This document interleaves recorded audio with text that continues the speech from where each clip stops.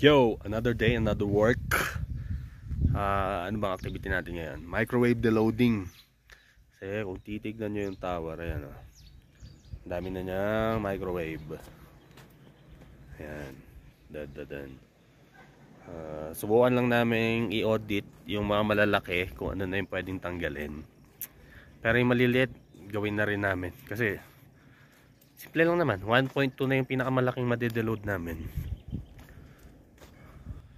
So start natin, ito ang una natin tatanggalin. Ito, isa siyang 1.6 na microwave antenna. Yan, tapos itong mga malalaki, kailangan natin support ng Team PGSN. Yun nga sinasabi ko, naakyat sila sa Bray. Itong 1.8, tignan natin kung kaya, kung walang masyadong maapektuhan. At yung ibang mga 0.6 ni Sir Joel, yung maliliit lang, yan doable nga, kahit kayang buhatin eh. Pero gamitan natin ng pulley para safety, para hindi rin ganun kahirap bumaba. Let's start.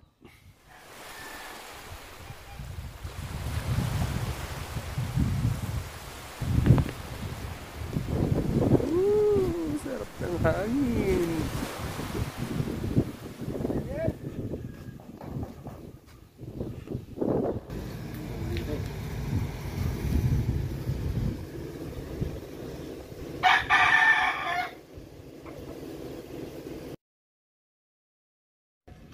Woo! First stop, kasama si Sarkay. Atong mukha siyang mga 1.6 to 1.8 na antena. Yan yung unang tatanggalin natin. So, mag-set tayo ng pulley, syempre higher sa ibababa. Ayun na si Kuya Ranji, yun na yung ginagawa niya. Pag na-set niya yung pulley na yun, then kung may affected na mga microwave, eto, meron to. Yung mga 3.0, 3.4 na antena. Pero kaya namang iwasan yan. Kasi medyo magaan lang naman to. Ngayon. Tapos natin yung mga microwave ni Sir Joel naman. Mga 0.6 lang. Mas magaan naman yun. Maginaw na. Dito tayo sa Mount Kabuyaw ngayon. Rock. Yan. Hindi tayo makaakyat kasi pipwesto na muna nila yung tali at yung pulley. So ako yung naghahawak ng pulley. Ay tali. Yan. Yan, iakyat na natin. Gagawin natin, ilalabas natin yung buong tali para hindi nakasagabal sa tower. Yan. And syempre, dahil nagtatrabaho na kami, mamaya na ulit. Wake up. Sorry. It's kinda cold.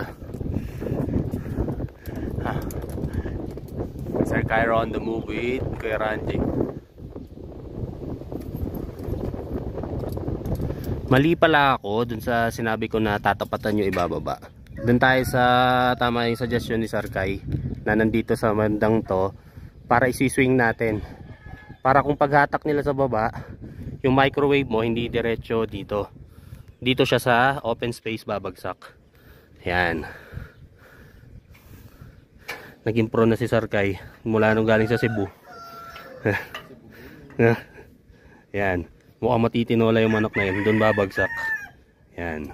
Ayusin natin. Lipat na ng Kuya Ranji at ni Sir Cairo sa taas. Tapos, gaya nga sabi namin, itatali na. Dahil nag-start na sila, ito ang unang gagawin. Ang unang is, syempre, yung pulley na mas mataas dun sa ibababa. Tapos, sineset na ni Sir Cairo yung pagtatali. Yan, Sir Cairo. Lagot ka sa safety. Yan, tapos si Kuya Ranji, dalawa sila dyan. Kung may tali na nila yung microwave, dapat may pasobra para yun yung mag-aak ng dito, guying o parang guide. Tapos pag naitali na nila na maayos yan, mag-umpisa na tayo magkalas. Syempre unahin natin yung ODU nya, kakalasin mo yung IF cable doon, pati grounding. Pag nakalas mo na yung IF, dahan-dahan na natin tatanggalin tong mga side struts. Side struts. Dahil maliit lang siya at medyo magaan, isasabay na namin dun sa microwave. Pero pag yung mga malalaking microwave tulad nito, ibababa isa-isa yung side strut, tsaka susunod yung buong radom. Yan. So, panoodin natin kung paano nila itatali. Ano lang tayong pwesto.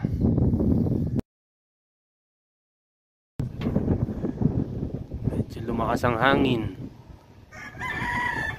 Oh, open na po ang Baguio. Punta na po kayo pa nagbenga sa March.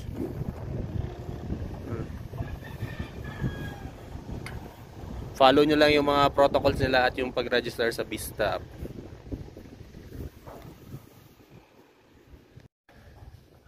Kung makikita nyo, tinali nila ng pabilog. Tapos nilagyan yung sa may bakal niya, yung sa may bracket niya. Ang purpose ng bracket ay tinali sa bracket para pag binababa mo yung microwave, hindi yuyuko. Yan, kaya ganyan tali. So malapit na sila matapos sa pagtatali, magluluwag na ng side strut. Magtatanggal sila ng IF cable. Then tawag tayo sa baba. Ibaba na natin tong microwave na to. At lumalamig na po dito sa Mount Cabuyao. Siyempre, ang ating mga veterans, si Sir Lino at si Sir Joel, dun sa baba, kasi mga veterano yung mga yun eh. Dito yung dito sa taas yung mga bata. Ako piling bata. Ayan, si Sir Lino, Sir Joel, quickie na agad to, tapos na agad to. Isa lang. Ayan. Buti lang, may helmet, di nauntog. Ayan. Game na to.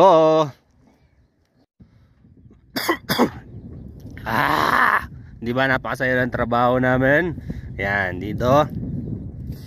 Kailangan lang ng support dito sa main line kasi para hindi siya dadaus-dos. Tapos yung sinasabi ko kaninang guideline, tagline pala yung tawag, yung term. Ayan. Ginaw na. Welcome to Baguio City.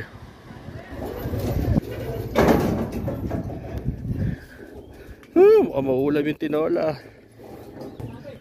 Mabit nga dyan eh. Yun, ibaba na namin. Success, natanggal na siya. Daran. Pahinga konti. Tapos yung mga maliliit na.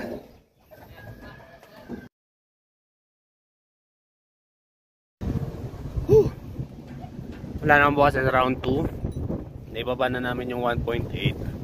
Bale, ang susunod na namin is yung mga 0.6 ni Sir Joel. Ginagawa na ni Kuya Ranji at ni Sir Kai. Yan. Mas madali na to. Tapos itong mga malalaki, saka na namin, babalikan na lang namin. Kailangan pa namin ng isang team pa na tutulong sa amin. Yan. Tapos makakahinga na yung tower. Makabawas ng maraming bigat. Maginaw na. Na boses.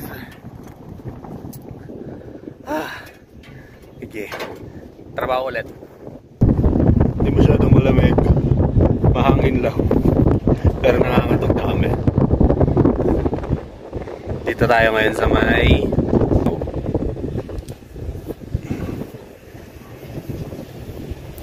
Baguio City. Tsaka ang electric pan ng Baguio. Yan ang electric pan ng Baguio, kaya gumiginaw na.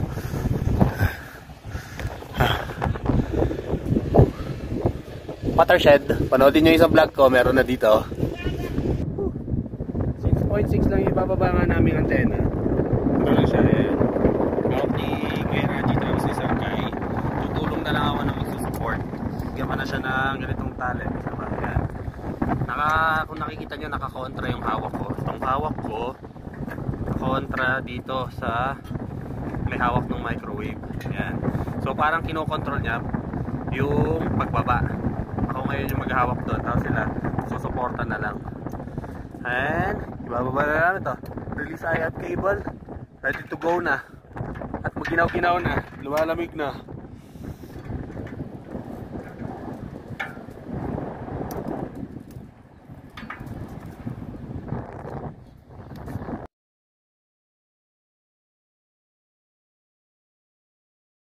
Basically, ulitin lang natin yung ginawa natin sa pag-deload nung kanina, yung 2.4, tapos yung tag dito, yung 0.6 na microwave. Yan. I-repeat lang natin. Yan naman si Sir Kai. Kuya Ranji. Sila nagtatali, nagbabangkas. At syempre ako yung nagko-control ng pagbaba. Masyal na kayo sa Baguio. Napakalamig at napakalakas ng hangin dito. Kaya masarap mag-tore dito sa Baguio. Ayan. Ito na ulit yung panguli namin microwave na ibababa. 1.6. Bababa na siya doon. And back to work. Since patapos na kami sa deloading ng mga maliliit na microwave, bababa din natin yung mga unused na IF cables and grounding kasi kalat din sila sa tower. So ilan ang naibaba namin ngayon? Isang malaki, tapos 3.6. Tingnan natin kung ano yung mga yun. Nakahinga ng konti yung tower, lalo dito nga sa Kabuyaw kung maririnig niya mula sa mga. Busy na si Sir Kyle ako si Sir Ranji. Tapos ako ito. Hawak tali lang. Tukatanda na tayo. Tapos din kinakain na kami ng amog. Ito yung magandang part dito sa may Kabuyaw area. Napakalamig.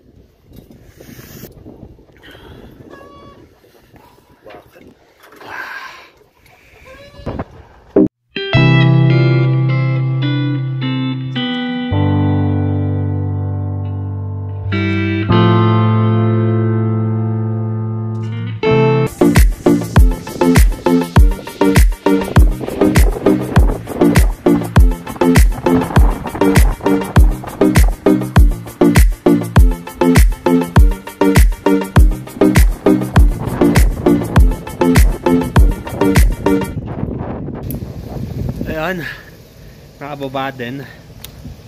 Kailan yung binaba natin? 4 na microwave antenna. Ito, pinakamalaki. Mga nasa 1.8 lang din yata siya nasukat. Isa siyang lumang Huawei, kaya pinalitan na kasi lower capacity lang siya. Tapos itong mga to, yung pang EG circuits, Alcatel. So parang hindi ko na inabot ng mga microwave na yan sa Huawei, tapos sa Aviat na ako umabot. So yung Alcatel, Aviat din naman to, kaso ito yung lumang klase.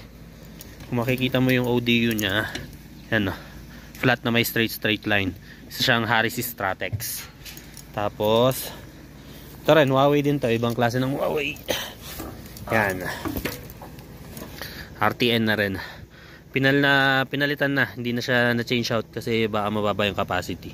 So yan. Aray. Yan yung mga tinanggal natin ngayong araw na to.